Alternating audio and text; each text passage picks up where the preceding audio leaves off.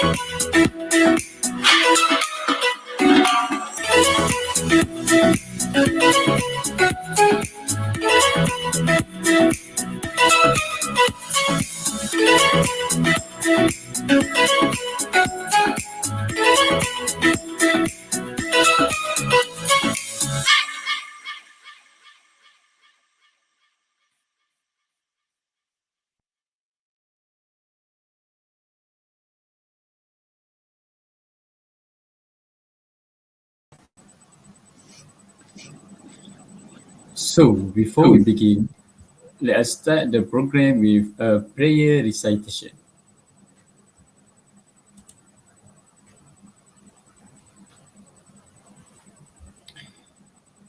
Bismillahirrahmanirrahim. Alhamdulillahi Rabbil Alamin. Wassalatu wassalamu ala ashrafil anbiya'i wal mursalin wa ala alihi wa ashabihi ajma'in. Ya Allah, ya Tuhan kami ingin merafakkan kesyukuran kepadamu atas pertemuan kami pada hari ini. Jadikanlah kami hamba-hambamu ini sentiasa bersyukur terhadap rezeki dan kurniaanmu. Sesungguhnya Engkaulah Tuhan yang maha memberi. Ya Allah, ya Rahman, ya Rahim. Kami berhimpun hari ini untuk menjayakan majlis EQ Talk. Maka kau permudahkanlah majlis ini supaya ia berjalan dengan lancar. Kami ingin menimba ilmu sebanyak mungkin supaya kami mampu memperkembangkan potensi kami sehingga menjadi hamba-Mu yang Kau redai, ya Allah. Kurniakanlah ilmu kepada kami, sinarilah hati-hati kami dengan hidayah-Mu. Sesungguhnya Engkaulah Tuhan yang maha mendengar lagi maha mengetahui. Ya Dzal Jalali wal Ikram, hadiahkanlah kepada kami kesihatan badan, kecerdasan minda, ketenangan jiwa dan kekuatan semangat. Kami memohon kepada Engkau, ya Allah, bantulah kami dalam menghadapi segala cabaran. Ringankanlah beban kami, sesungguhnya Engkaulah yang maha berkuasa. ربنا ظلمنا أنفسنا وإن لم تغفر لنا وترحمنا لنكونن من الخاسرين ربنا آتنا في الدنيا حسنة وفي الآخرة حسنة وقنا عذاب النار وقنا عذاب النار وقنا عذاب النار وصلى الله على سيدنا محمد وعلى آله وصحبه وسلم والحمد لله رب العالمين آمين آمين يا رب العالمين.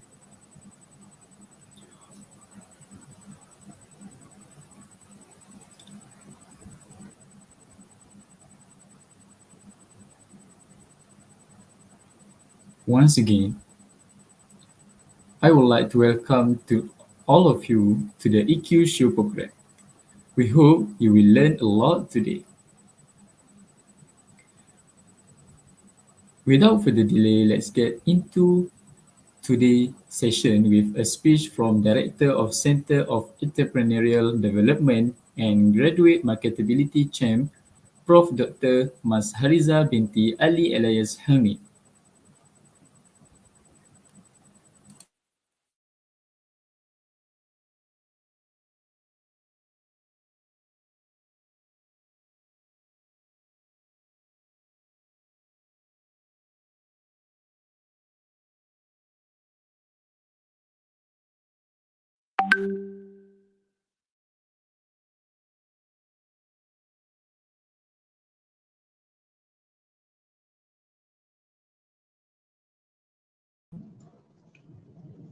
Assalamualaikum. Waalaikumsalam. Boleh dengar doktor tak? Boleh? Tak. Okey, cuma doktor tak dengar. Boleh Boleh dengar Okey. So on Sorry. Assalamualaikum warahmatullahi taala wabarakatuh. Selamat tengah hari.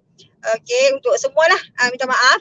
Ni doktor bersiaran daripada dalam kereta ni untuk petang ni. Sebab tadi ada event bersama YB Noraini, Menteri Pendidikan kita tadi di KL.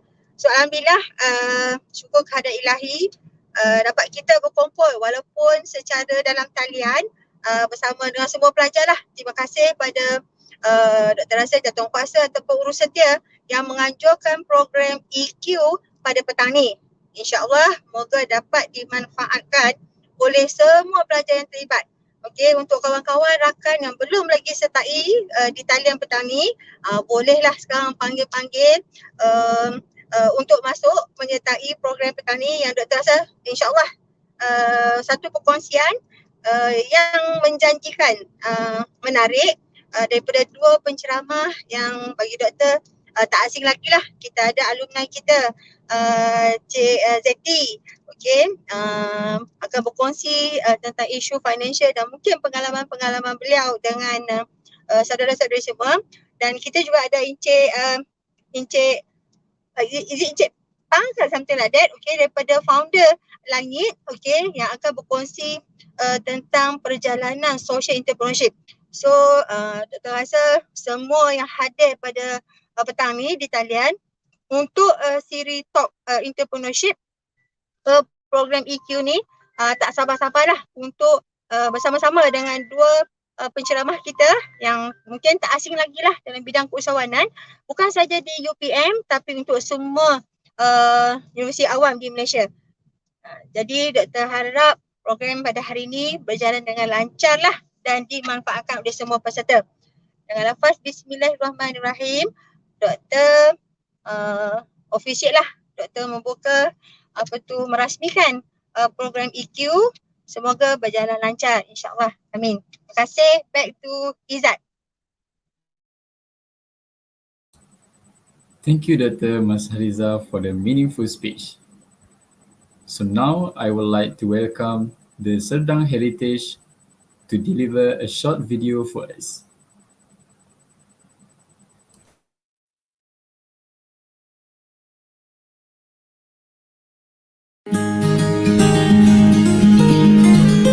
Saya, Profesor Madya Dr. Siti Aklim Ahmad, alumni Class of 2004, Bachelor Sains Kepujian Biokimia, 2007 bagi Master dan 2012 bagi PhD.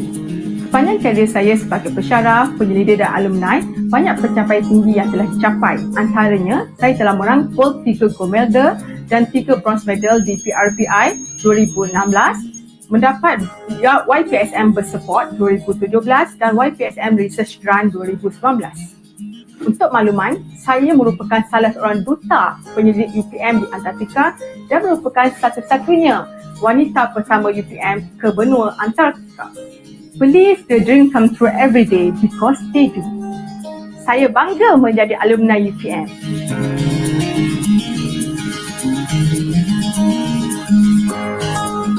Saya Ravi Chandra anak lelaki Tarumalingam, pengasas TR Group of Companies dan juga pendaki gunung antarabangsa. Saya merupakan alumni UPM kelas 1990 daripada Fakulti Ekonomi dan Pengurusan. Panjang karier saya telah menerima beberapa anugerah, antaranya ialah menerima Lencana Biru dari Universiti Putra Malaysia pada tahun 1989. Dan pada 15 Mei 2006, nama saya telah tercatat di dalam Malaysia Book of Records sebagai pendaki solo Gunung Everest pada ketinggian 8,848 meter.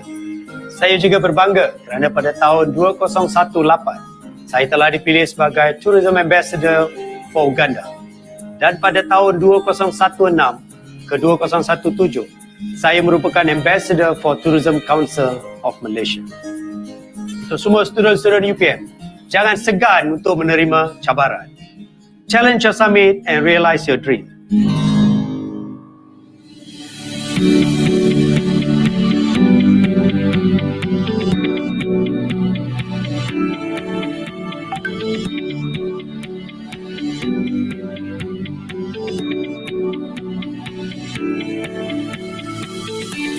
Hai, selamat sejahtera. Saya Casey Ho, Kuku International CEO. Saya merupakan alumni kelas 1999 daripada Fakulti Ekonomi dan Pengurusan. Sebagai CEO, saya telah berjaya menubuh Kuku International, iaitu hub kuku di Asia Tenggara. Sebagai alumni, saya berperanan untuk menyumbang kembali kepada universiti.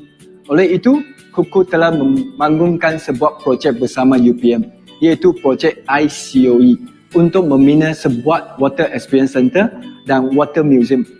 Dan kini Kuku telah menaja beasiswa kepada pelajar UPM yang layak membeli sebuah jam gergasi untuk pembinaan menara jam UPM. Ingat para pelajar, saya selaku orang biasa boleh berjaya, para pelajar juga boleh berjaya. Dare to dream, be executor, jangan putus asa. Bismillahirrahmanirrahim. Assalamualaikum warahmatullahi wabarakatuh dan salam sejahtera. Pusat Hubungan Alumni UPM telah ditubuhkan pada tahun 1999 dan kini genap 22 tahun penubuhannya sebagai sebuah pusat tanggungjawab di UPM yang berperanan dalam mempergiatkan dan mengukuhkan jalinan hubungan dengan alumni UPM tempatan dan antarabangsa melalui pelaksanaan program jalinan alumni, penyaluran berita dan maklumat melalui laman usahawan, media sosial dan penerbitan majalah alumni UPM Serdang San dan UPM Alumni e-Newsletter. Menyelaras dan menguruskan pendanaan pendapatan dan pendanaan beasiswa serta bantuan keuangan kepada pelajar UPM dan mengemaskini maklumat dan data alumni UPM dari semasa ke semasa. Walaupun pada masa ini kita sedang berjuang memutuskan peluang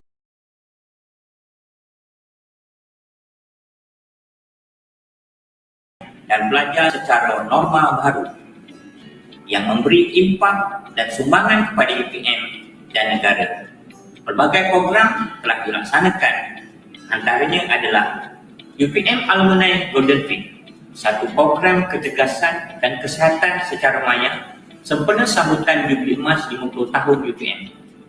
Program ini berjaya menarik penyertaan seramai 6,217 peserta dan telah berjaya mencipta rekod the largest participant in an university alumni fitness event oleh the Malaysia Book of Record. Menariknya, program ini dilaksanakan oleh pelajar UPM di bawah Chapter Student Ambassador CSA. Kepada pelajar yang berminat untuk menyertai CSA, boleh memohon kepada kami di Pusat Perhubungan Alumni. Sebagai komitmen menyambut Suan Al-Falah dan kecanaan UPM terhadap kesejahteraan hidup warganya, beberapa inisiatif Putra Cakna di bawah Pusat Perhubungan Alumni diwujudkan bagi menyantuni pelajar UPM yang terkesan dengan pandemik ini. Antaranya, Putra Cakna Alumni Care Heart to Heart merupakan sumbangan komputer riba berjumlah RM50,000 kepada pelajar UPM yang memerlukan. UPM prihatin, bantuan peranti dan plan data pelajar merupakan sumbangan peranti dan plan data berjumlah 14,400 kepada pelajar UPM melalui kempen satu alumni, satu sumbangan ringgit. Program projek di bawah Grant Aktiviti Jalinan Alumni berjumlah RM50,000 yang diagihkan kepada pelajar UPM bagi memperkasakan kemahiran insaniah, kesukarelawan dan keusahawanan pelajar melalui pelaksanaan projek Mega Usahawan Tani bersama alumni, Mega Cili dan program IFOCA yang merupakan satu platform kepada pelajar UPM mengasah bakat kepimpinan, idea dan kreativiti. Pada tahun ini juga, Pusat Hubungan Alumni diberi mandat oleh pihak pengurusan universiti sebagai urustia dalam mengurus kendali sambutan Jubili Emas 50 tahun UPM. Tanggungjawab yang diberikan ini kami lunaskan dengan penuh kesungguhan dan kesiapsiagaan agar semangat sambutan ini dapat dirasai oleh semua warga kampus, pelajar dan alumni. Lawati laman sesawang rasmi Facebook, Instagram dan Twitter Pusat Perhubungan Alumni bagi mengetahui informasi terkini dari semasa ke semasa. Semoga usaha kita ini Allah permudahkan dan diterima sebagai amal kebaikan untuk kita semua, insyaAllah.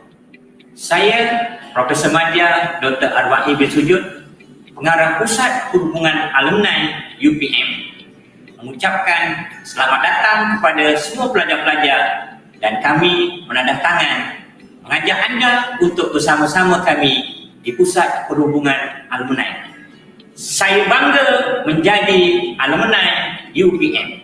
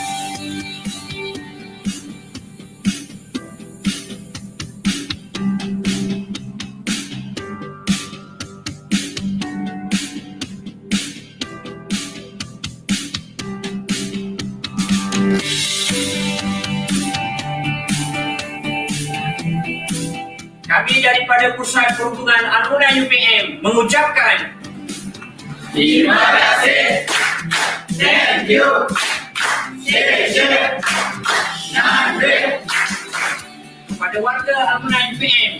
UPM, kami bangga menjadi alumni UPM.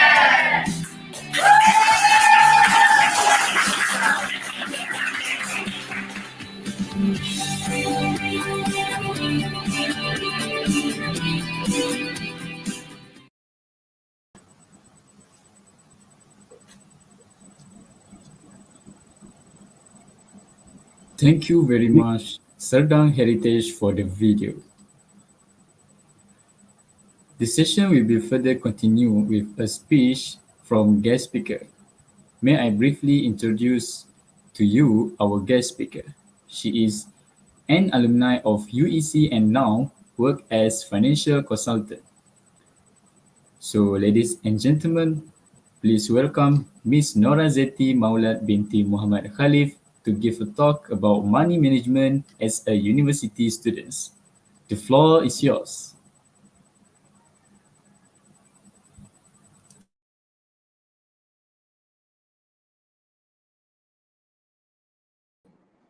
Hi, Assalamualaikum everyone. Good afternoon. Alright, so first thing first, thank you so much for the invitation from the UEC. Okay, so my name is Zeti. You guys boleh tengok dekat my media social. You guys boleh check Zeti Khalif dekat semua platform. Okay, so Zeti adalah alumni pada tahun 2019. Okay, so sekarang ni berada dalam financial line almost 3 to 4 years and currently still buat lagi my business which is Deli Chocolate. Masa I buat time I belajar still buat lagi and kita still supply to the company yang ada buat event and then kita tengah proceed balik dengan Langkawi. Okay, so dekat sini I have a few questions regarding on the financial untuk finance advice.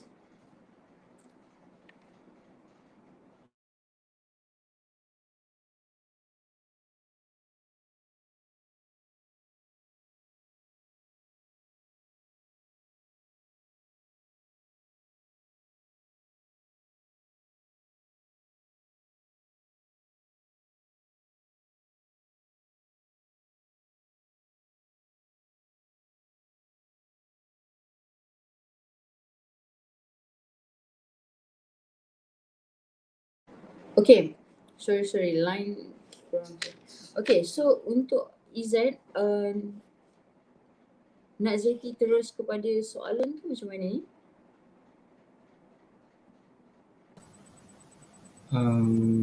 Boleh je. Okay, so I got a few question kat sini. So dia tanya when starting a business, what finance goal should we aim for company sustainability? Okay, so that was the first question. Okay, so kita go straight je Okay, hopefully you guys dapat something and in case ada any question you guys boleh tanya directly.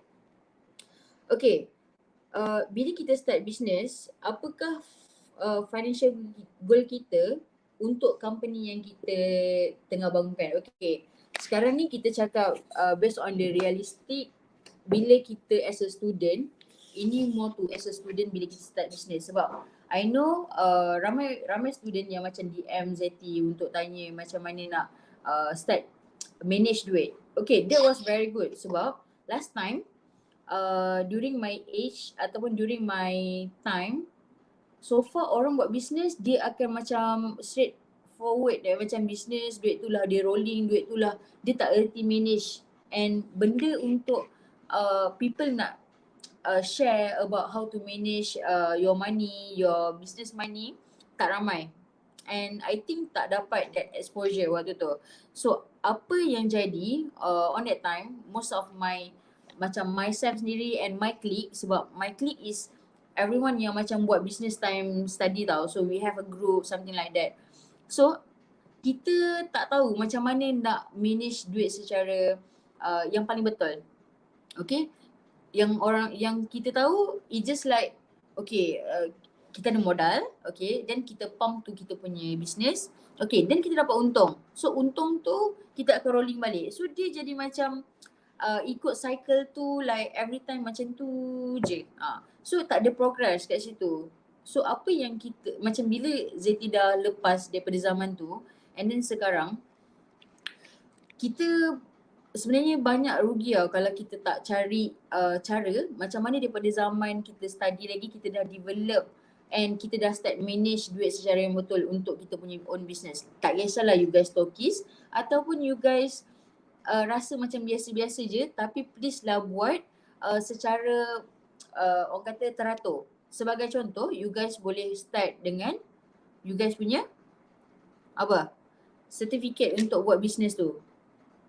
Okay, buat you guys dapatkan cert, lepas tu buka current account atas nama company tu. Buka SSM. Okay, buka current account siap-siap and then all the cash flow masukkan dekat current account tu. So bagi nampak that company, tak kisahlah enterprise ataupun Sendi Berhad apa ke, yang penting make sure the flow tu nice. So barulah contoh setahun yang pertama bila kita buat bisnes, tak kisah kita buat bisnes apa, servis ke produk ke apa, duit tu kita masukkan dalam kita punya current account tu. So bila nampak flow dia cantik, senang in the future untuk you guys nak move you guys punya bisnes kepada atau orang kata skill yang lebih tinggi. Sebagai contoh, you guys ada 10 tangga, so sekarang ni ada kat tangga nombor 2. So you guys nak pergi step nombor 3, step nombor 4, sampailah ke atas. Sebab everyone dekat dalam dunia ni, every time nak buat bisnes, semua orang bermula daripada bawah. Bukannya diorang buat bisnes tiba-tiba dah besar. So I have a few example yang Zeti boleh share dengan you guys, and I believe everyone tahu this brand sebagai contoh Ombak. Okay, so Ombak ni Ombak Printing. So he is the founder, he is one of our orang kata dalam group dulu. So kita learn sama-sama lah every time macam marketing ke apa ke. So everyone is belajar daripada bawah, and how consistent kita dalam kita punya business, kita manage business kita nak bawa ke mana. So dekat sini dia kata apa yang kita patut aim financial goal untuk kita punya company. So daripada awal lagi yang you guys kita nak start, kita nak orang kata apa, startup dengan business, kita dah kena orang kata apa, set the tone of the business. Kita nak bawa ke mana. Sebab kalau kita nak buat business tapi sekadar ala kadar ataupun nak try nak buat business ni apa semua kan, then benda tu tak akan jadi guys. Maksudnya dia akan jadi usaha yang sangat sia-sia. Sebabnya yelah, selain daripada experience yang kita dapat, tapi dia sampai situ je lah. If you guys ada passion and you guys ada minat dalam business, better you guys betul-betul fokus and kembangkan minat you guys tu as you guys punya profession. You guys punya orang kata kita punya kerja lah. Okay. So daripada situ you guys dah tahu dah kita nak company kita ni nak pergi ke mana.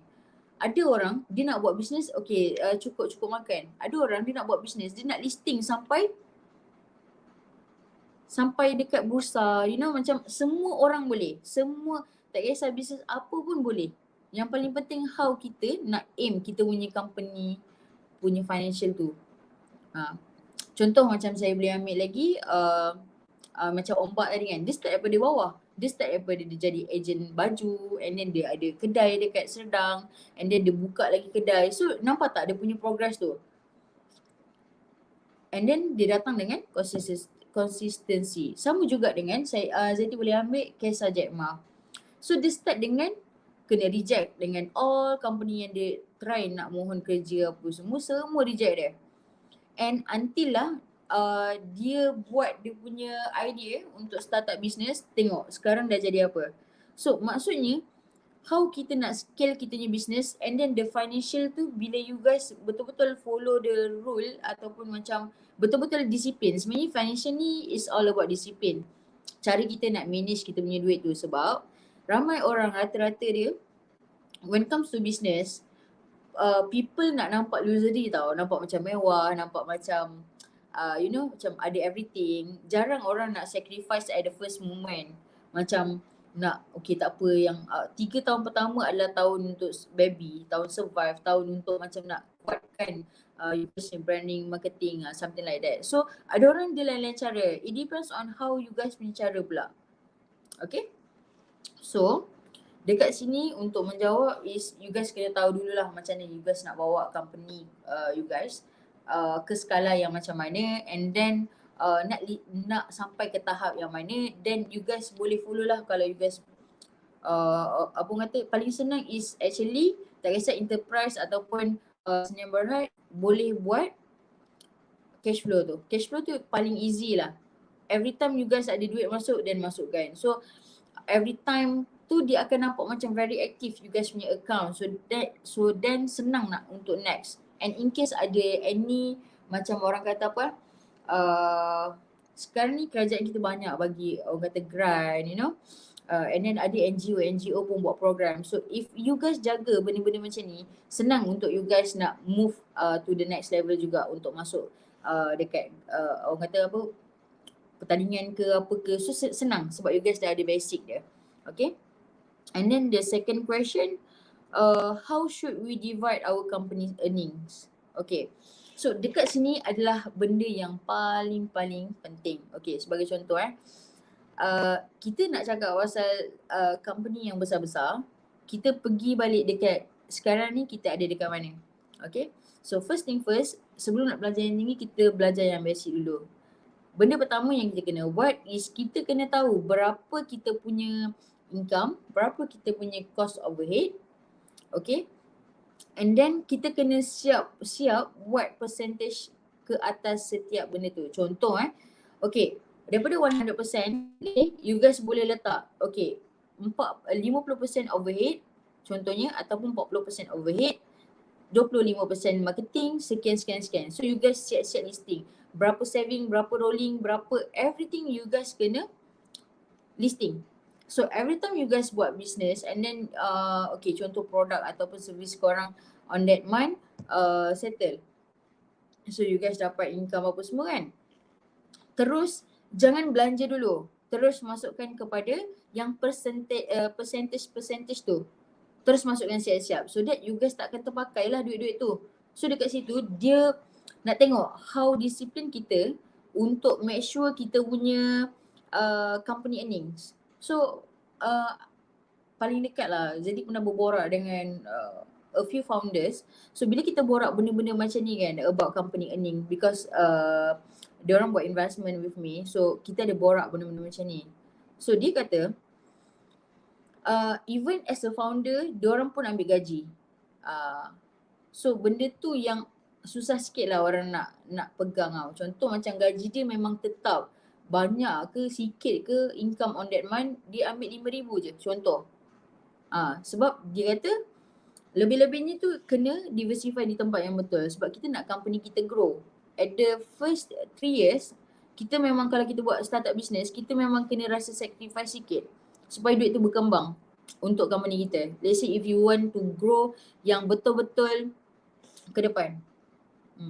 So berbalik kepada apa business yang kita buat. Contohnya sekarang kan, okay, you guys buat business apa? Benda ni Zeti, last time I learn a lot from my cases sendiri. Kita buat business. Let's say kita punya apa kata? Kita punya modal is 8,000. So let's say my product is bila dah habis jual, kita akan dapat balik 17,000. Contoh kan. Yang tu depends on, tengoklah sebulan ataupun 2 bulan. So apa yang kita buat on that time, kita just macam jual, kita dapat untung, kita rolling balik.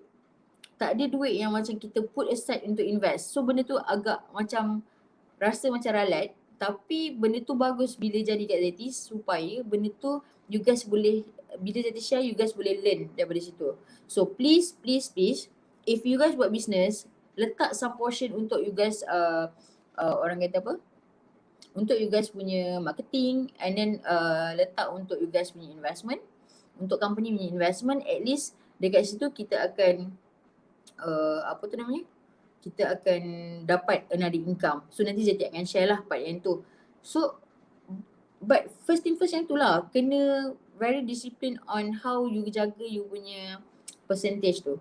Sebab benda tu yang susah orang nak jaga. So sometimes terbelanja lebih, dan nanti duit yang untuk rolling ataupun duit untuk investment mungkin ada supposed to be ada some portion untuk investment, tiba-tiba tak ada. Sebabnya apa? Sebab kita dah tak pakai. Okay, tak kisah pun you guys punya skala besar, bisnes skala besar ataupun skala kecil. It doesn't matter, but then how you manage the money. It's very important. Itulah benda yang paling utama untuk kita jaga, rather than kita nak pergi kepada yang lebih daripada ni. So bila you guys dah buat business and then you guys boleh jaga, you guys punya financial very discipline, trust me, you guys akan macam very shocked dengan dia punya result lah. Sebagai contoh lah you guys first year ataupun second year kan, baru-baru lagi masuk belajar apa semua, then you guys buat business. Katakanlah your business you jadi stockist ke ataupun you are founder for your own product. So let's say kalau you guys buat, you guys memang akan amazed dengan the result, which is tiba-tiba ada saving, tiba-tiba ada investment, tiba-tiba ada tu, tiba-tiba ada goal, tiba-tiba ada ni.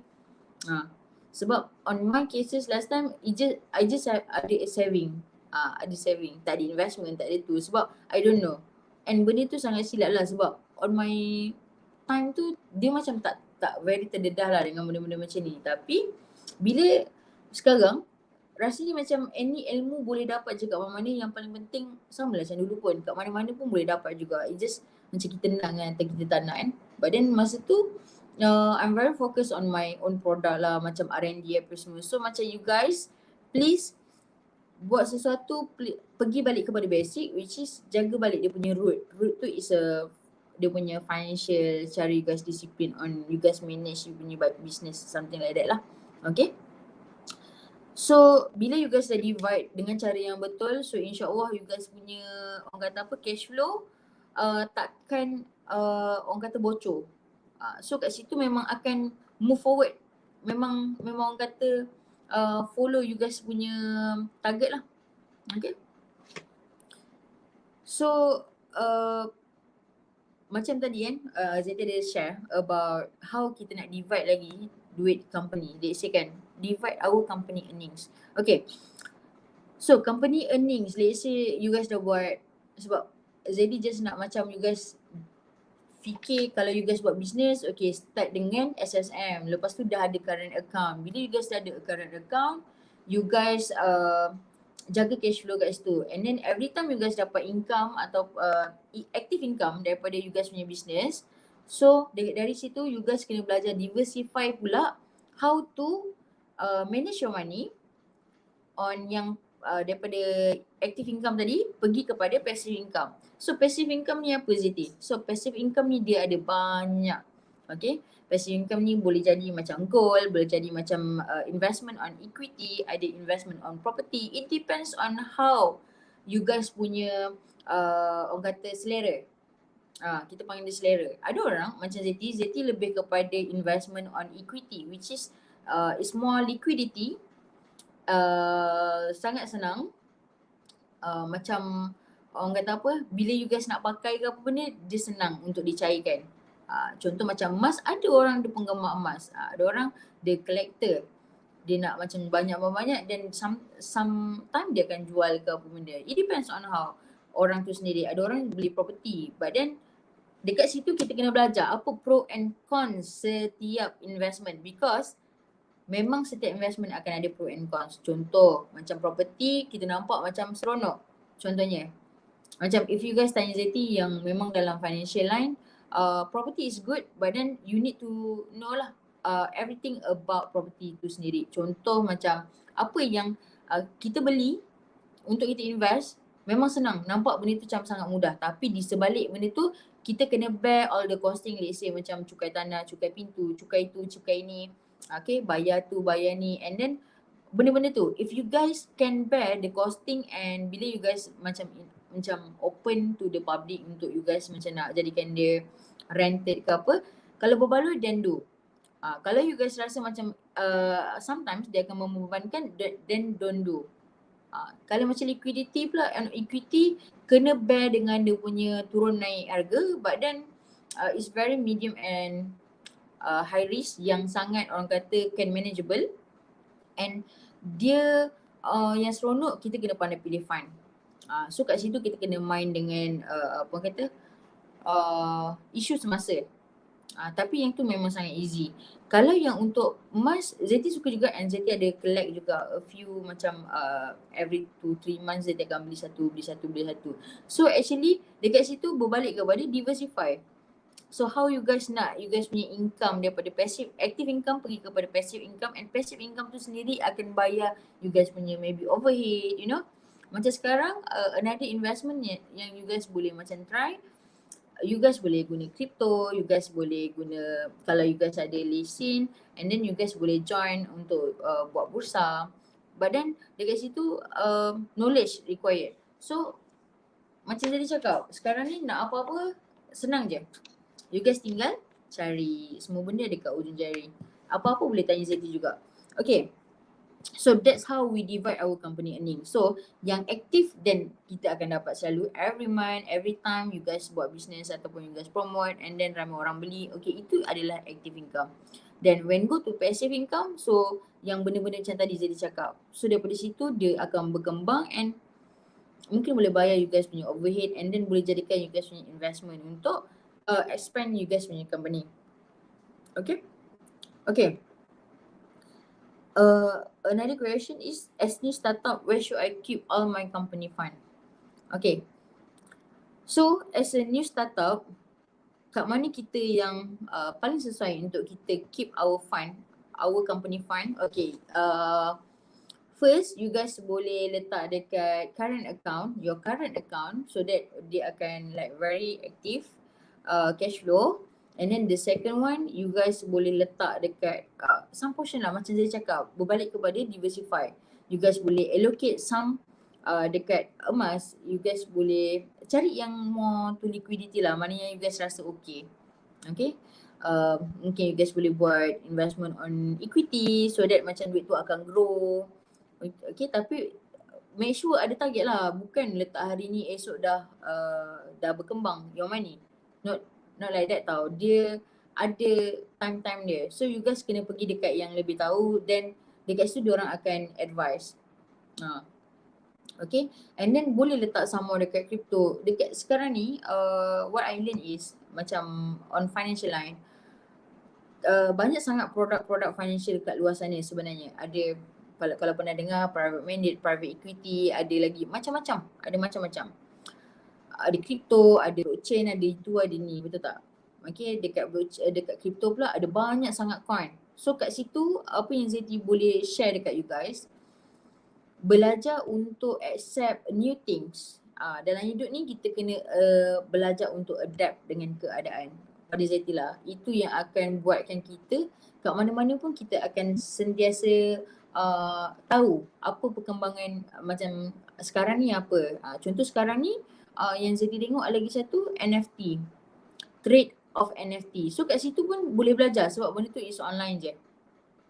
So kalau kenapa Zeti cakap as a new startup, where should I keep all my company fund? Kalau Zeti cakap okay boleh je follow macam dulu 10 tahun yang dulu, 20 tahun yang dulu, which is kita letak kat bank.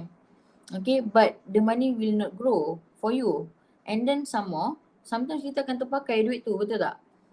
Sebabnya dia duduk kat dalam tu and then dia tak berkembang, nak pula kita terpakai untuk beli something untuk kita punya business ke apa benda. So benda tu takkan membantu untuk dia grow. Tapi as a new startup, which is kita ada, maybe kalau new startup what I can say is maybe limited dia punya modal, capital kan.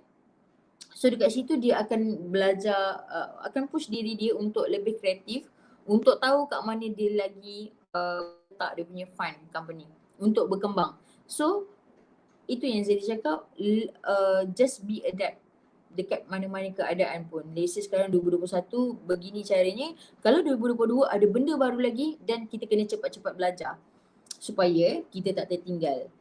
Sebab at the end of the day, sebenarnya bila kita belajar, kita sukses semua, at the end of the day kita nak manage financial kita better tau. Itu je macam pada Zeti lah. Sebab Zeti tengok tak kisah belajar tinggi mana ataupun belajar sampai mana pun, paling penting how dia manage dia punya financial. So orang kata sukses tu diukur atas dasar financial dia yang orang kata manage yang sangat bagus apa semua. It's one of the factor lah. Okay, but then ada banyak lagi value-value lain yang kita boleh ambil, but then betul juga sebab I think contoh lah my batch yang grad on my time, most of the people macam mana, okay kita kerja, kita belajar, kita keluar, kita nak cari kerja, betul tak? Okay, so bila kita nak kerja, actually kita tengah sell diri kita. Macam actually 24 jam dalam sehari kita ni kita menjual diri kita. Sebagai contoh, kita hantar resume dekat company, kita nak gaji yang tinggi contohnya. Okay, kita akan letak apa kat resume kita? Kita akan letak lah apa-apa pasal kita, kita achieve apa dekat universiti, apa yang kita dah sumbangkan apa semua. So that dekat situ rating kita, betul tak? So kalau kita diterima job, maksudnya sell kita terjual, betul? Kalau kita tak diterima, maksudnya sell kita tak menjadi, maksudnya rejected. Okay. Sama juga kalau contoh orang yang memang dalam bidang sale, dia memang sale lah. Tapi contoh kan, macam kita nak minta tolong kat orang, kita menggunakan menggunakan ayat apa yang sampai orang tu boleh tolong ataupun tak. Kalau maksudnya orang tu sudi tolong kita, maksudnya sell pun terjual. Maksudnya penjualan tu berlaku walaupun ianya minta tolong. So maksudnya 24 jam dalam sehari kita menjual. So dekat sini macam saya cakap, apa yang saya nak gabungkan antara menjual tadi tu dengan adapt. So bila kita dapat kuasai dua benda ni, insya-Allah tak kisahlah bisnes apa yang kita buat, tak kisah servis ataupun produk, insya-Allah memang you guys punya company ataupun bisnes korang memang akan smooth. Sebabnya follow cash flow of the money tu yang sangat penting. And plus kita kena disiplin lah, itu je. So jadi dah listing kan kat mana you guys boleh letak dekat diulang semula, boleh letak dekat current account, you guys boleh letak sum dekat ASB, sum dekat investment yang liquidity yang maybe you guys boleh letak kat equity sebagai contoh macam unit trust, something like that. And then you guys boleh letak crypto, and then boleh belajar benda-benda macam tu. Sebab kalau kita tak belajar, kita tertinggal. Sebab itu adalah future. Okay, nak tak nak memang kita kena adapt. Sebabnya dulu ada orang dia tak percaya dengan online banking tau. Macam kalau you guys tahulah ceritanya kan, zaman dulu orang guna sistem barter, betul? Lepas sistem barter dia orang guna duit fizikal. Lepas tu bila nak sampai ke online, ramai orang tak nak online. And then masa tu ada debit card. Orang tak percaya debit card lah. Okay, tapi sampai one time, sebab kita sampai bila pun kita tak akan pernah ready untuk terima benda baru tau dalam hidup kita, dalam kehidupan seharian kita susah. Tapi kalau kita belajar untuk manage and adapt dengan keadaan, serius dia akan membuatkan hidup kita senang. Kalau you guys ingat balik, okay daripada kad tu, okay tiba-tiba orang dah boleh accept untuk guna kad, which is cashless, betul tak? And bila next step ni dikenalkan pula sistem touch and go, boost, ada apa lagi, banyak sangat apps, betul tak? Ada one time orang akan cakap, susah lah, menyusahkan lah guna apps ni apa semua. Tapi untuk orang yang adapt dengan teknologi ataupun cepat learn dengan keadaan semasa, apa yang jadi, ia sangat memudahkan kehidupan kita lah. Which is kita pergi mana, kau tak bawa purse pun tak apa, tak payah bawa duit pun tak apa, bawa phone je. Sebabnya nak pergi mana-mana sekarang QR je, bayar QR. And even sekarang tak payah dah split bill. Nak kena bayar berapa, nak kena bayar berapa, tak payah. Seorang bayar, yang lain tinggal bayar balik dekat QR phone kawan tu. Betul? So that's why benda yang paling penting dalam banyak-banyak benda is adapt dengan keadaan semasa. Sama juga, tak kisah dalam financial, tak kisah dari segi macam ni kita nak tahu investment yang terbaik sekarang apa semua. Sebab when kita belajar untuk adapt dengan keadaan semasa, percayalah you guys memang akan tahu je. Okay, sekarang ni apa? Okay, kalau dulu orang cakap crypto is very like macam apa benda ni apa benda kan. But then sekarang crypto is the future. Contoh blockchain, contoh tu, contoh ni. Sama juga dengan online banking yang tadi tu kan. Betul tak? Very related. So, bila apa pun just being adapt dengan keadaan. So, you guys memang akan mudah. Okay, so another question is, dia tanya, sekejap dia tanya, is there any company tax involved? How should I manage it?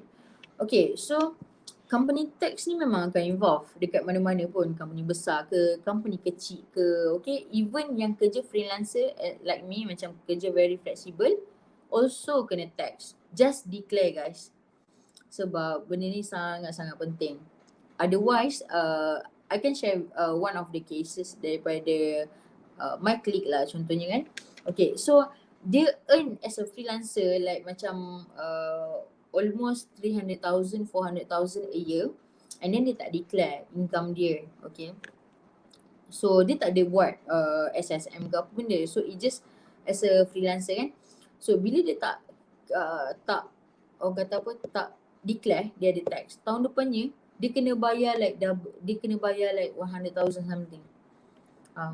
100,000k something. So macam very shock lah. Actually macam kalau kita declare je like maybe sebenarnya dia, sebab dia ada certain ni tau, macam kalau you earning sekian-sekian dan berapa tax dia. Tak banyak pun sebenarnya. And it's one of the tanggungjawab as a rakyat Malaysia apa semualah. So benda ni sangat penting. Just belajar apa benda yang kita boleh relieve kita punya income tax. Sebagai contoh kan, kita ada apa, medical, kita punya apa, perbelanjaan, contohnya macam berapa pelepasan untuk sekian-sekian, ada benda tu. So if kita buat bisnes, tak kisahlah skala besar ataupun skala kecil, you guys memang kena declare. And jangan takut bila kita dah declare, sebab takkan ada apa-apa pun. Paling-paling kalau you guys dah banyak sangat, then memang kena bayar. Tapi kalau macam earning 50 to 100,000, maybe kalau ada pun dia sikit je. So you guys tak payah worry about it. Okay. So itu je yang Zeti rasa kalau contoh macam untuk starting a business, apa benda yang kita patut semua. Zeti rasa starting a business ni tak kisahlah, you guys start semua orang start daripada bawah. Ingat tu tau, semua orang start daripada bawah, and kita kena jaga yang root dia. Root dia tu is financial. Sebab kalau kita kacau, bila kita buat business, kita terkacau kita punya duit business ke apa benda, so benda tu yang akan ruin kita punya business tau.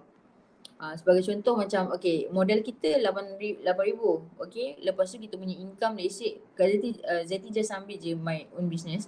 Okay, so bila dapat around 17 to 18,000, so let's say kalau kita tak pandai manage untuk marketing, untuk kita punya saving, investment, and of course the most important thing is rolling the product balik, so benda tu akan menyusahkan kita di kemudian hari. Takut macam stok kita tak boleh nak deliver lagi apa semua. So benda tu yang paling utama, and paling penting tolong buat SSM you guys, and then buat current account. So daripada situ you guys memang baru boleh nampak macam okay, duit ni nak ke hala ke mana. It's very simple guys. Kalau tak tahu macam kalau nak tanya lebih lanjut ke apa, just DM Zeti. So nanti kita akan share lah macam mana macam nak divide ke apa benda ke, you guys boleh tanya. So I think that's all for 4 question yang diberi oleh pengerusi. So there is anything lagi Izzat yang Izzat tanya ke apa ke? Okay, terima kasih kepada Encik Zeti atas menjawab semua soalan yang disediakan. So I think we will move to the Q&A session. Maybe our viewer in the YouTube can involve in this session. So if everyone have any question to Cik Zeti, you guys can tell us at comment section on YouTube and I will read the question.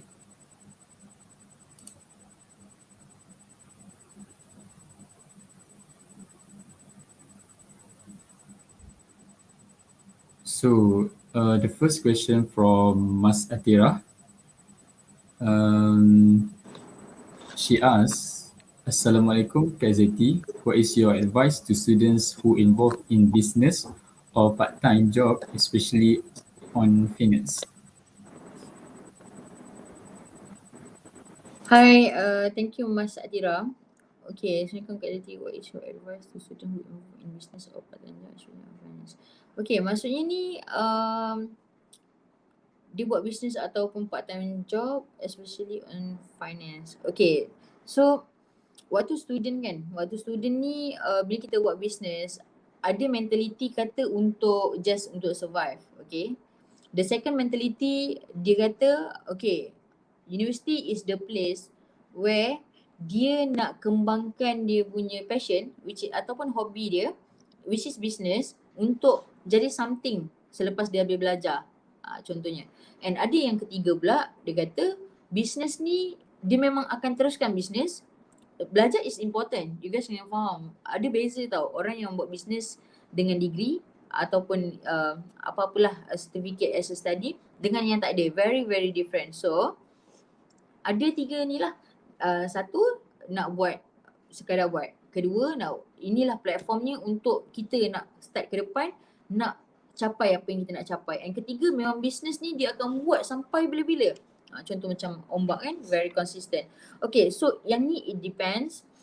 Kalau you guys, okay, untuk finance kan, macam Kak Zia cakap, sebenarnya rule dia senang. Diversify based on percentage. Contoh kan, macam contoh, okay, Mas Tira dia buat business ataupun dia buat part time job. Let's say income sebulan ada dalam 1,000 ke 2,000. Contoh okay, net income. Okay, untuk finance, kalau Tira tanya Zeti akan cakap start diversify daripada sekarang, which is diversify, okay, untuk food you berapa, untuk how much commitment you berapa, saving berapa, invest berapa.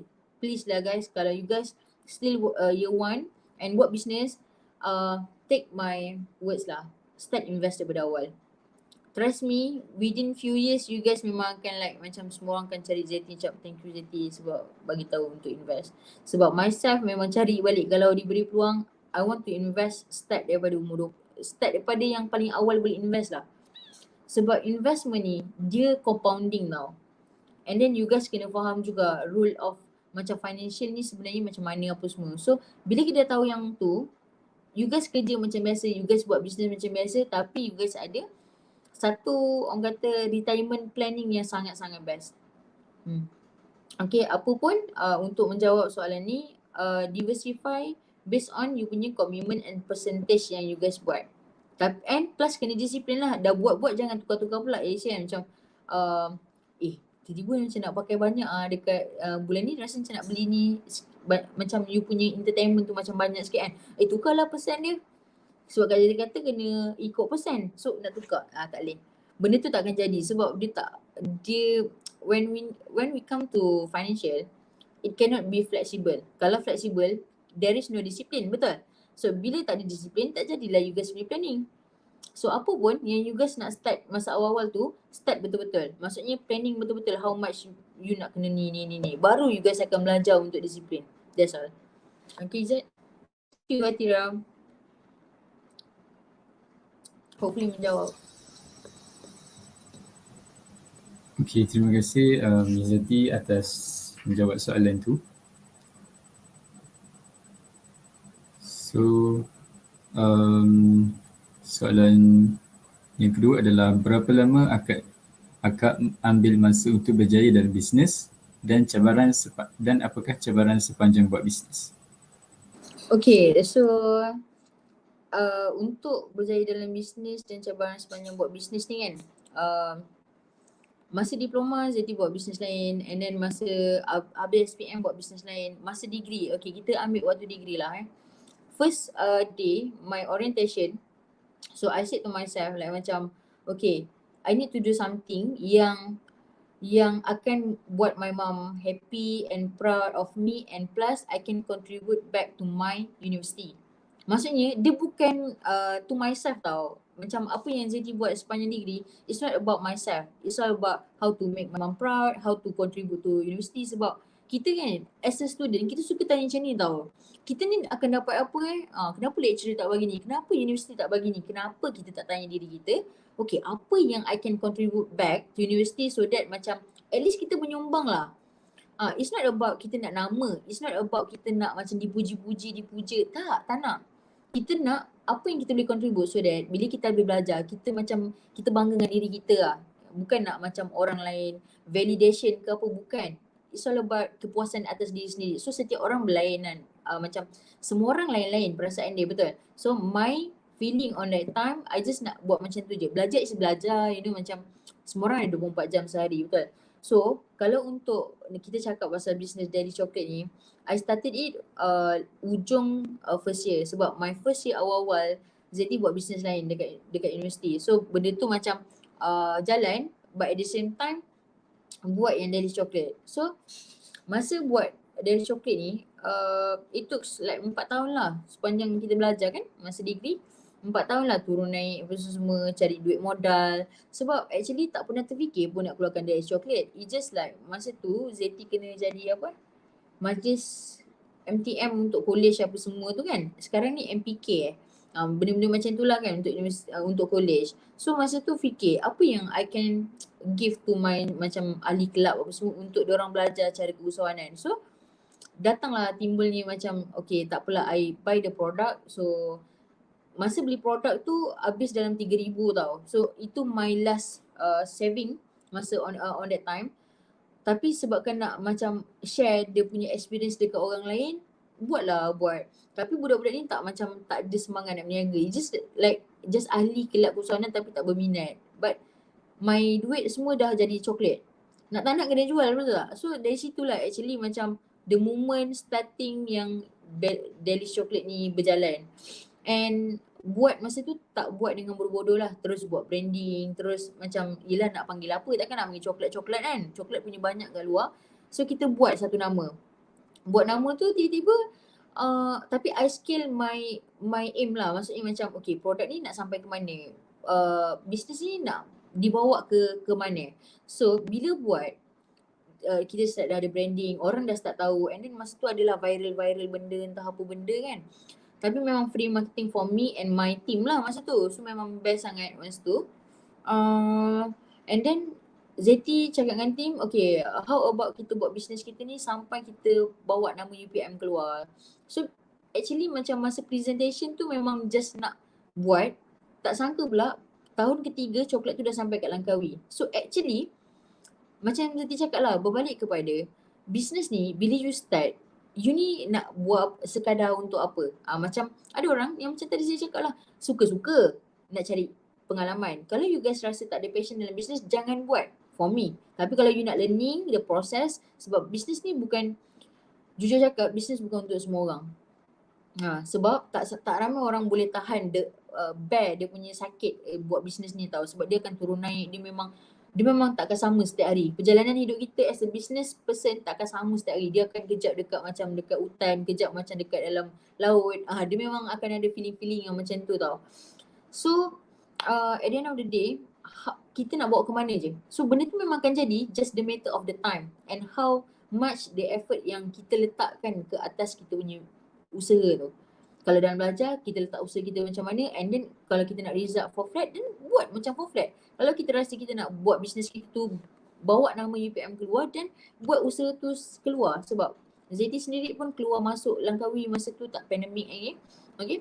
So turun naik like macam 2 times untuk dapatkan coklat kita ni boleh masuk kat situ. Bukanlah easy tau, macam banyak turun naik and then banyak sacrifice duit, penat, pergi waktu hujung minggu time tak ada kelas, macam lari-lari sekejap daripada program. Semua benda tu perlukan pengorbanan. It's not an easy. And apa yang membuatkan Zeti rasa Zeti stay, sebab tadi tu lah, just nak buat my mom proud and then buat something lah, contribute to UPM.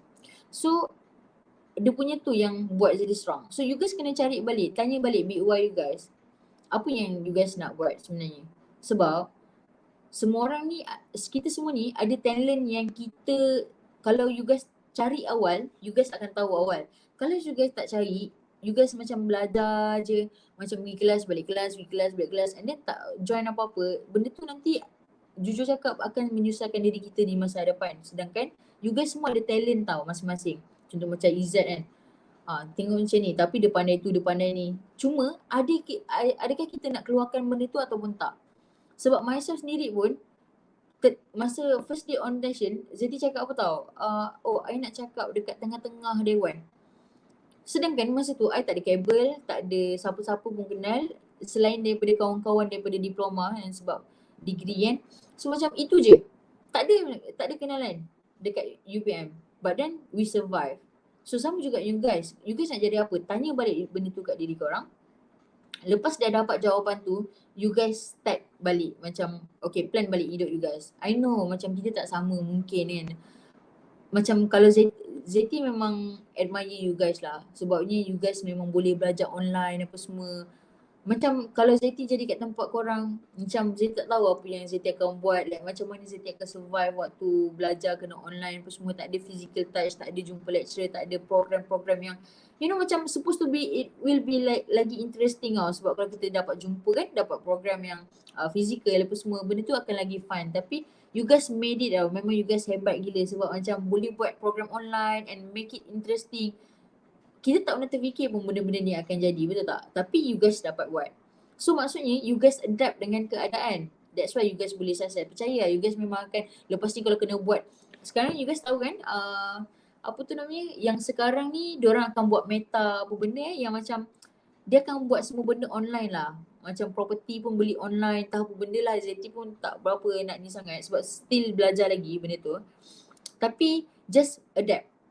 Macam sekarang ni you guys memang hebat. Zeti memang tabik spring lah. Kalau Zeti jadi you guys tak tahu lah sambung belajar ke tak. Tapi you guys dah nak macam sekarang pun pertengahan SEM tak silap Izzat So apa pun just buat, follow your passion, follow your dream and then buat apa yang you guys suka. Jangan buat benda yang you guys rasa terpaksa. Kalau benda tu terpaksa tinggalkan and then move forward.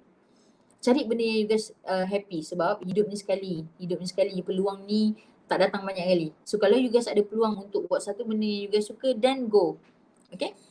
So cabaran pun takkan ternampak dah. Dia akan jadi fun journey macam tu. So thank you so much Aisyah for the question. Hopefully menjawab. Terima kasih Cik Zeti atas setiap perkongsian pada hari ini dan jawapan yang sangat memberikan inspirasi kepada kita semua dan semua penonton.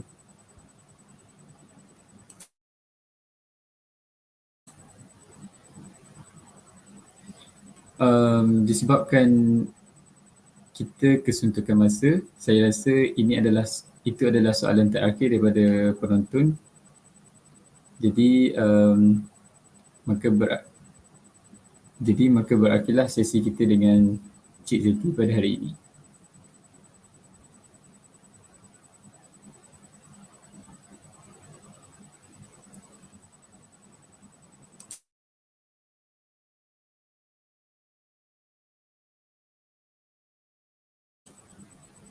So now, let's boost our spirit by watching a video. Hope you guys enjoy it. Most people only pay attention to the final product of a successful entrepreneur. They say things like, I can never be like them, or they got lucky. What most don't see is what they've overcome. All the struggles, the daily rejections, the heartaches, the betrayals, the rumors, the criticism, the empty bank account, and all those lonely nights while trying to make their vision a reality. You see, the only difference between the one who quits and the one who doesn't is that they showed up every day. They worked hard every day. They hustled every day. They learned from a proven mentor every day. They improved every day. They did all this even though they felt like quitting every day.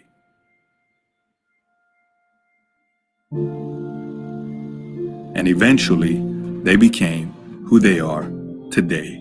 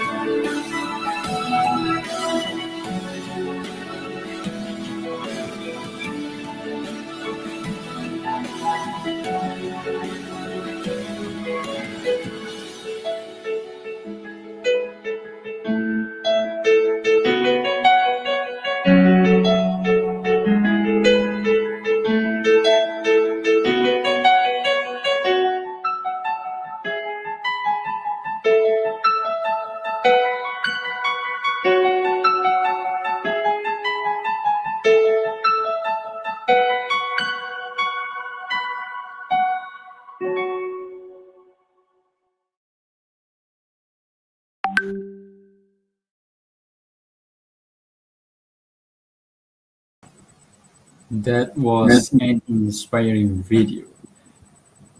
So now I would like to welcome founder of Project Langit, Mr. Ng Peng Han, for a speech titled Social Entrepreneurship Can Change the World for the Better. Right, thank you. Can you please present my slide?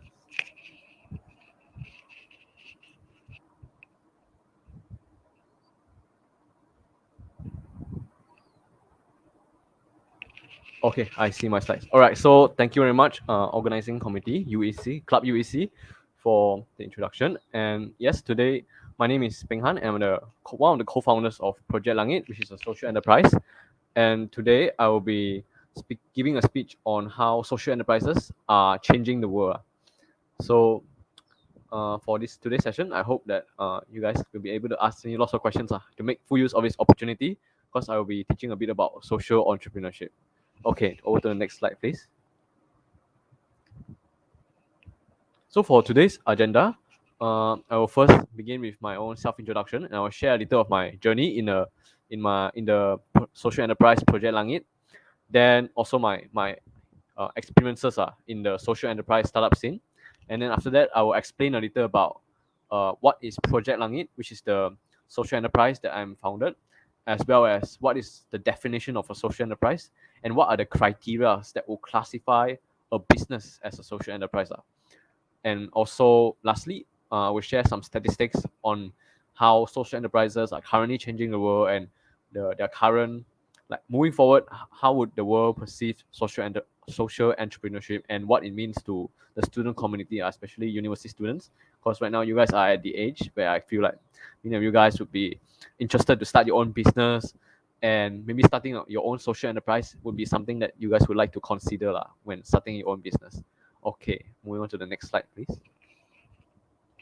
So, hi everyone. My name is Peng Han, and I am a third-year student of Dietetics from UPM, and I'm one of 5 co-founders in Project Langit. There are 4 more, and all of them are university students. This social enterprise was founded by university students, and I am the director of marketing, meaning that currently for Project Langit, I run all of the marketing campaigns. I strategize and then execute on the marketing campaigns like pricing, promotion, what products do we sell, and also on our social media channels like Instagram, LinkedIn, and Facebook. You can check on our Instagram. Currently, like right now, we are pushing for Christmas promotion, so we are selling macarons. Okay, sorry, back to the previous slide. And then Youth Leadership Academy. So this is a social enterprise competition, and we emerge as the champions for this competition. And from there, Project Langit was born because we created Project Langit out of this social enterprise competition. And lastly, I'm also House Prize UPM 2020 semi-finalist. And okay, next slide, please. So my social enterprise startup journey. First, I entered the social enterprise startup scene when I first joined with a few of my friends in House Prize UPM 2020 competition. It's a social enterprise competition, and I remember like our first social enterprise idea was about tackling food waste. So our idea was to open like a small store in supermarket that resold leftover or near expiry date groceries at half price, from which the profits would then be divided to the supermarket and also to us, the startup social enterprise.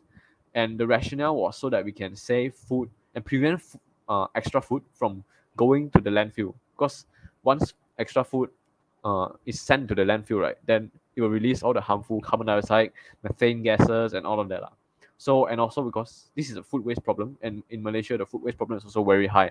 So that's why we created this social enterprise to kind of overcome the environmental problem. But we didn't execute on that, unfortunately.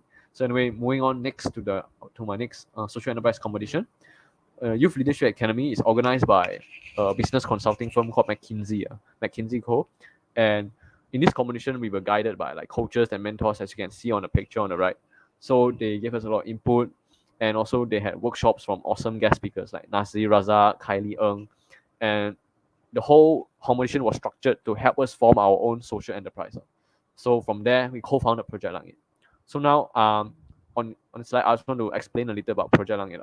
We are a digital marketing social enterprise established by university youth leaders that empowers B40 entrepreneurs through digital marketing, meaning that we help B40 entrepreneurs to digitally market their products. So, and then 100% of our revenue generated, right, we give it back to them so that we can help more B40 entrepreneurs and try to like tackle this poverty issue in Malaysia.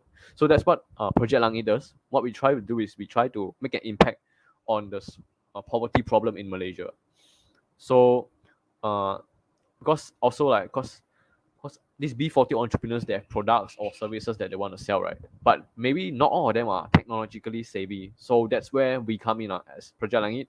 We help them give their products a digital presence to hopefully increase their sales and then can improve their livelihood because it provides income, an extra source of income for them. So we do aspire to empower and make self-sufficient each and every beneficiary that we connect with by providing them a stable income stream. Okay, next. So how we connect with these B40 entrepreneurs is what we do is we meet up with NGOs in Malaysia, like some NGOs that we met up with, like for example, RCPJ Rotary Club, PJ or Supermom, and another one is Women of View Malaysia, and from there we get connected to B40 entrepreneurs. Like for example, this NGO, they take care of like housewives and some of them are single mom, but they have children, and they are struggling financially. But what they do know is they know how to bake products like cookies, cream puffs, pineapple tarts. So, but ever since the pandemic, then if they find it hard to get sales and also find it hard because they are usually what they do is they would sell at gerai or kedai makanan, right? Then they will sell their donuts there or their pineapple tarts and cream puffs. Yeah, but then after MCO, everybody shifted to online marketing, and those with Instagram, like for example, I'm sure a lot of you in the audience also ordered big products from online bakeries and stuff. So that's how we aim to help them to kind of adapt to this online marketing strategy for them. And okay, so also on the right, so once we get connected with the entrepreneurs, then we want to market them, right? But we need manpower. So aside from the 5 co-founders, we also hire volunteers, but they're not paid because they're volunteers. So we onboard them and they become our main source of manpower. So what we do is we strategize, like for example, marketing strategy. Then I would assign tasks for each of the volunteers. Excuse me. So how this can help is our volunteers would help us also in creating publicity materials and brainstorming for ideas to further promote the products sold on our platform. And it's also good for the volunteers as they get to learn more about the business aspect of social enterprises. Like you can volunteer for a charity, but you can also volunteer for a social enterprise, and both of them do good enterprises, meaning that they do help this poverty issue. So yeah, like that's how we make an impact on the bakers and also for our volunteers. Okay, next. So as you can see here, this is Project Langit's main business model. So the entrepreneurs, they focus on the production side of things, meaning that they focus on making the best products possible. Like for example, right now, our macaron baker, she makes macarons and she makes them like there are many flavors and stuff. So she can really focus on that, as well as take care of her familial responsibility. So because she's also a mom, so she has kids to care for and mouths to feed, right? So that's what she does. So how we help is we come in and we help them do promotion online and promotion to our friends as well. And then we help create a smooth ordering and payment system. It can be through our website or by DMing our Instagram. And then we also handle logistics. So we will help them deliver the products that are sold. And lastly, we also focus on the end users, meaning that we really take care of our customer relations. Okay, so what we offer is they are in charge of great recipes and products, and we offer as tech-savvy use, we offer also like a marketplace, online marketplace, and a storytelling platform, so that we can connect. Like when you buy from us, you will know that you are supporting the B40 community, and that every sale actually makes an impact in their lives. So that is Project Langit. Okay, over to the next slide, please. So now you've heard me explain a little about what Project Langit does, what is its contribution. So right now I would like to explain on the true definition of what is a social enterprise. So according to the definition, a social enterprise is defined as a business entity that proactively creates positive social or environmental impact in a way that is financially stable. So what this sentence means is that we are a business actually. So even though we kind of do good and try to make an impact in the community or for the environment, right? As you can see, social and environmental impact. And also there are other ways to make an impact. For example, you can solve education or you stand up for human rights. But whatever issue that you solve, you have to find out a way to be financially sustainable. Means it is actually a business. Like there must be profits and revenues for you to be able to qualify yourself as a social enterprise. So we are not like any other charity or NGO where they do not have to make money. They do not have to have sales, customers, generate revenue. They just get some donations and then they help a target group. But for us, we want sales and all that and income so that we can provide employment and a livelihood for the target beneficiary that we partner with, which is the B40 community in my case. Okay, so next slide, please. So here are the three main criteria of being a social enterprise. So firstly, as I've mentioned earlier, target beneficiary, which is to help a specific target group like environment or the B40 community, can be the disabled community or even refugees. So as you know, social enterprises, they have a clearly stated social or environmental goal to make an impact. And it must be focused on a target group. So for Project Langit, once again, we focus on B40 community, more specifically stay at home, mother entrepreneurs. Yes. And then the goal should also be clearly and publicly stated and should specify a positive social and environmental impact. Like for example, which is like an actual change that the organization aims to achieve. Like for example, for us, we want to create a stable source of income and a proper livelihood and employment for the mompreneurs that partner with us. So that is our aim for our social enterprise. And another example would be our target impact is to improve the well-being of low-income single mothers or for the environmental side of things. Our goal is to reduce the amount of waste that goes to the landfill. Okay, so next, moving on to the social contribution, which is the organization allocates a significant amount of resources towards their social or environment goal. So for example, right, once you get revenue and sales, it's instead of pocketing the profits, you can do so, but maybe in the future when your social enterprise is more financially sustainable and there are more profits. But what we do right now, right, is even for Project Langit as well, what we do is we channel our profits. So we get the income and then we have some profits from our business and then we use that money to help upskill your target group. Like for example, we partner with bakers, so we can maybe invest in better baking equipment for them, or send them for baking workshops to further improve their skills. Or we can also gain income by organizing fundraising campaigns from which the proceeds would then be donated to target groups or other charities that is related to your mission. Like for example, there is a social enterprise in Malaysia called Serum, and what they do is they make reusable face masks, and their target group beneficiary group is refugees from Pakistan. So they make the face mask, and then the proceeds they donate to orphanages and to other charity-based NGOs. Okay, so next, financially sustainable. A social enterprise that generates income and profit by selling profits or services demanded by the market. So yeah, once again, because we are not a charity, right? We have to make income, generate revenue. So that's why it is important, right, that the products and the services that we sell is good. Is good, and that is competitive enough to survive in the consumer market. Like for example, right now we sell big products, right? Like our latest push is macarons. So there are a lot of macarons, there are a lot of competitors, but we want to make sure that our macarons really stand out. So what we do is we create inventive flavors, and we also check the quality of the products. Like that day I just went over to one of the baker's house and tried the macarons myself. And also we try to make it like visually appealing, because in this kind of big business ecosystem, right, it is very important that the products that you sell are visually attractive. Then only we can secure sales, right? So yeah, the criteria of being a social enterprise, you must have a target beneficiary, followed by a social contribution. Because remember, even though you are a business, but you are also a do-good business, because you help others, right? And then lastly, it has to be financially sustainable, meaning that your business model has to be good, it has to be sound. And okay, so hold on.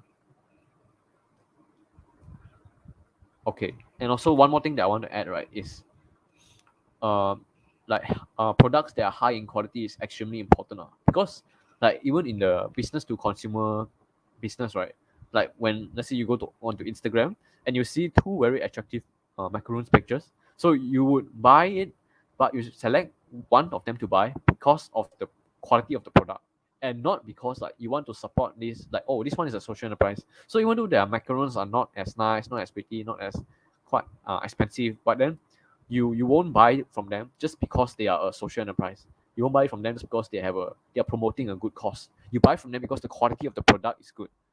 So that's why it's very important that social enterprise, even though we are kind of like a charity-based business, but we have to focus a lot on the product in order to be financially sustainable. Okay, so over to the next slide, please. Okay, so to actually qualify and get social enterprise accreditation, which is like a certificate that you are a social enterprise in Malaysia, you have to fulfill just one of these criteria right here. So for example, 51% of the workforce is from target beneficiary groups. Or number two is 35% of the business cost is channeled towards providing income, training, or subsidized goods or services to the target beneficiary groups. Number three, 35% of the production of raw materials or resources is spent on achieving the environmental mission.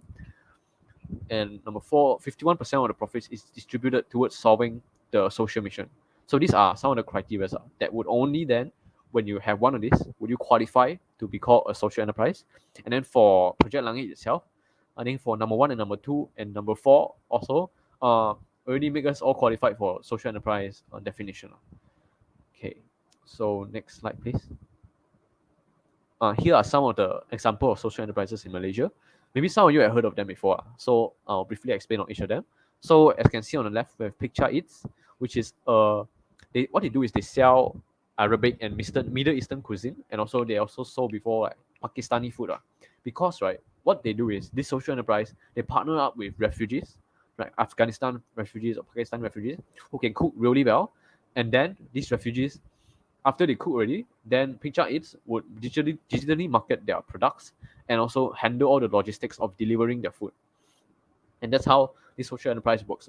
Serum also, like I mentioned earlier, they are partnered up with refugees from Pakistan and they make reusable face masks. And then for those that partner up with the B40 community, like Masala Bills, they sell like the best banana leaf rice, I think. And all of this food is created by the B40 community. They have a small local B40 community that they teach them how to cook very nice rice, and then they just sell it up. They also have a physical restaurant up. I forgot where is it, but in somewhere in Klang Valley, they do have a restaurant. And you guys, if you want to support their mission, you can go ahead and support them.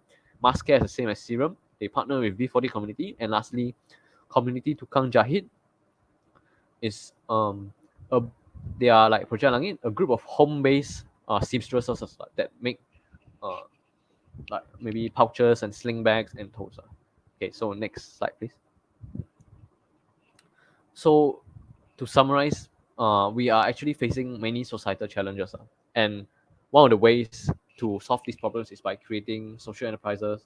Like for example, some of the challenges that we're facing are like poverty in developing and developed countries, unemployment, underemployment, which means people like who don't have access to the level of employment they deserve based on their professional experience. And also there's a lack of education among refugees, among the B40 community. Maybe not so much in Malaysia, but in other Southeast Asian countries also, they do face this problem.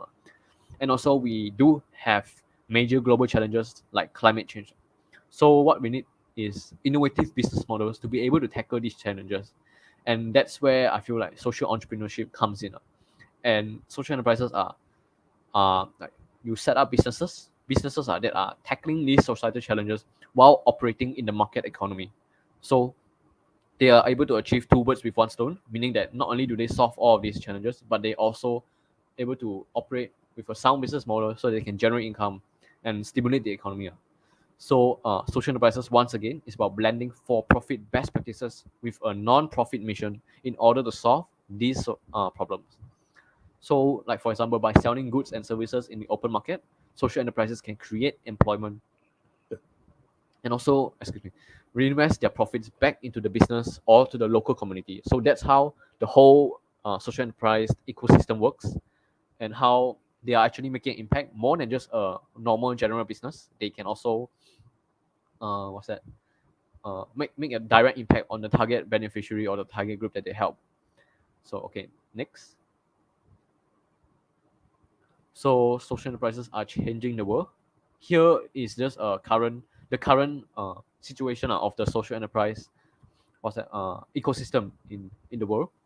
So as you know, social entrepreneurship is growing rapidly in size, scope, and support. As more and more people, they are becoming more and more aware. Like for example, environmental-based social enterprises, more and more people are aware about climate change and its negative effects. So they want to make an impact in this domain, right? And also like there's this poverty problems that are faced by many people in the world, and many people are more and more aware about these issues. So what comes out from it is like this thing called impact investing. So a bunch of investors, instead of just investing in normal startups, normal business, they try to invest in social enterprises so that the money that they invest in can be used to directly help the B40 community or whatever community that we partner with, as well as try to achieve an environmental mission. So to date, let me just read some statistics here. So there are estimated about 20,000 social enterprises which have grown by 37% over the past 5 years, which constitute 2 to 3% of the GDP in Australia. And then in Belgium, 63% self-generated over 50% of their revenues through fees or sales. And this is because like most of the time, social enterprises, they do rely on government handouts or government like funds to continue their social mission, because business is extremely competitive, and when you are a startup, it's very hard to operate a fully fledged startup without financial support from other bodies. You must have manpower support, like for Project Langit, we have volunteers, and then financial support also. We have to actively seek out these grants and funding so that our business can continue to operate. And then for Europe, 1 out of 4 new enterprises set up every year are social enterprises. So a lot of people are they really want to make an impact, so they try to form, like instead of traditional business, they do like social enterprises. And then in the Middle East, also 75% of universities are teaching social entrepreneurship, and this really indicates that more and more people are interested in creating social enterprises. And lastly, in Senegal, which is a country in Africa, 18.1% of the population are pursuing social entrepreneurial activity. So 18.1%, that's a lot of people, and this is the current wave of interest for social enterprises. And yeah, my source is Social Change Central. All right, next. Yeah, So always remember, the greatest good you can do for another is not just to share your riches, but to reveal to him his own. So that's the difference between a traditional business and a social enterprise. Our main mission, right, aside from running a successful business that is able to generate revenue, we also aim to upskill and improve the employment chances of the target group that we help with, because then only we can solve the poverty issue at its heart, right? Instead of just giving handouts to them, and like charities just giving supplies or money handouts to people. What we do is we give them actual skills so that they are able to find their own employment and generate their own source of income. So I hope all of you are inspired to make a difference in this world by creating a social enterprise. And that's it from me. So let's keep in touch, and please reach out to me. Reach out to me should you have any questions about social enterprise and the scene in Malaysia.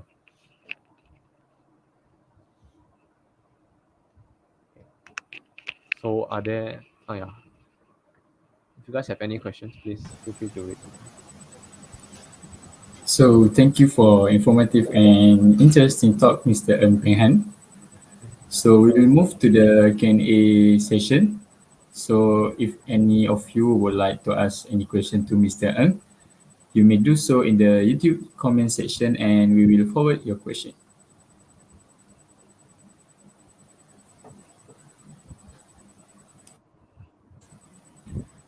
So the first question is from Siti Suhaila binti Muhammad Akbar. She asks, if students face hard losses while running a business, what is Mr. Ng's advice for them? Would it be nice if they continue the business or just quit? Okay, thank you for the question, Siti Suhaila. It's a good question, and huge losses like financial losses. Yes, a lot of businesses they do face this obstacle when starting up. And in fact, but I've also heard of many success stories. Like there will be times when your bank account can really run dry, but what you do is you have to persist. If you truly believe in the problem that your business is solving and you believe in the product or service that you are offering, you really feel like this is something that can overcome or solve a problem that is currently faced by many people in the world, and you truly believe in your mission to do so, then I would say, if it's possible, please continue the business, because you do believe in the product and the people around you also support you. But if you're a student, so yeah, for student also it's very difficult, right? Because it's hard to get income and all. I think I would suggest huge losses. Try to pay off your debt, and also there are actually, as a student, there are a lot of financial schemes and initiatives to help support this student entrepreneurship, because the government is also aware that for students funding is maybe very hard to come by. So they do have schemes like, for example, you can join as a university student. You are eligible to join a lot of startup competitions, like for example, House Prize and what's that, iCube Chipta, and also Magic. I hope you've heard of Magic. And these are government-funded programs, startup competitions that created by the government, so to further spur this entrepreneurial spirit among university students, and also to create the support, not just from financial perspective, but also to give you mentors and also workshops, upskilling workshops for you to operate the business very well. So for this question, it depends. If you truly believe in the product, then try not to quit. In fact, instead, try to find other ways to help solve this financial issue that you are facing. Thank you. So thank you for the answer, Mr. Ng Peng Han. So the second question is, hello, Mr. Ng Peng Han. I was just wondering, did your company face any problems finding funds and you care to share how you overcome it? Okay, so thank you for your question, Noadila. Okay, another question on funding is, so for Project Langit, during the competition phase, we were provided with funds, about 1,500 ringgit business funds for us to spend. So we did spend on Instagram ads and everything. But moving forward, now we still have left over some in reserve. We do still have some funding. And yes, funding is, of course, an issue, just like any other. We try our best right now. Like many startups also, when they first started up, they really bootstrap up, because like this whole startup process, right? You want to go from a startup to an actual big company. Like Google, when they first started, they also started very small in the garage of somebody's house. But then moving on, they they were able to secure investors. So part of the process of going from a startup to an actual business is trying to find investors. So did my company face any problem? So right now, yes, but we are still able to, I would say, operate without too much funding, because, like, for example, right now as student, we have the student premium Canva account, so we can do publicity materials there. And then, yeah lah, but it will really be better if we do have a lot of business funds to help further spur the growth of our business. So right now, like I said earlier, try to find for sources of income for your business. Like, there will be grants for social enterprises. There will also be startup competitions where you can compete in there and try to get the funding, and also Magic. So all these are the tools and initiatives by government and private institutions to help further boost your startup company that you have. So thank you to Mr. Ng Peng Han for your answer. So then I think it is the last question from Nurul Shamila. How your company channel the profits gained from the business to target beneficiary? Okay, so thank you, Nurul Shamila, for the question. So the profits that we gain from our business. Okay, so firstly, all the revenue we directly transfer back to the bakers. So that's for revenue. Then profit, we still have some money, right? We have a profit margin after all. We have a few options.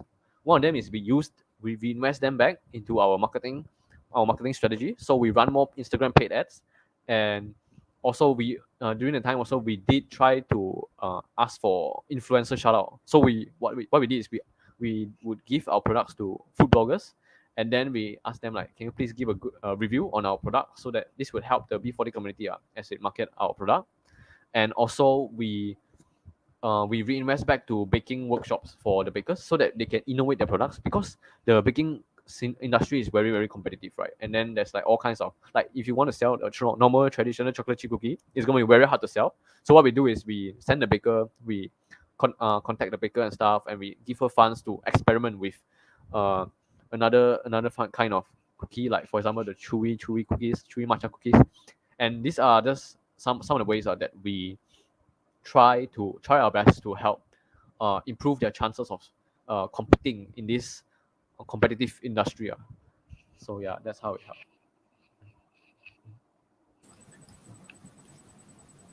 Thank you, Mr. Ng Peng Han, for your sharing today and answering all the questions. Thank you, Ijat. Welcome. So, I think we have almost come to the end of this program. Before we leave, I need the cooperation from, I think only there is Encik Ng Peng Han. So I need the cooperation from Encik Ng Peng Han to open your camera, because we are going to take some photos. So I will pass to the technical team to handle.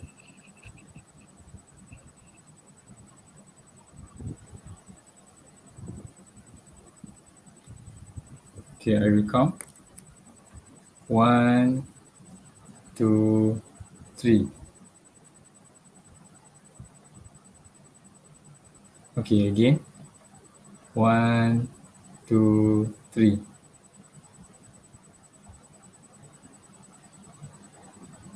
Okay. Thank you for your cooperation, Encik Ng Peng Han. So,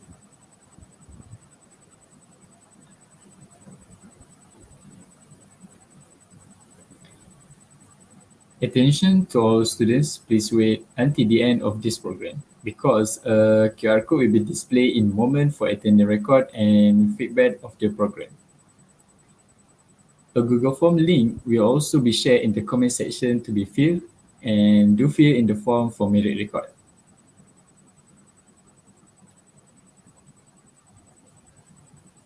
Thank you for staying with us. Please stay safe, and we will see each other again tonight. Good evening and Assalamualaikum.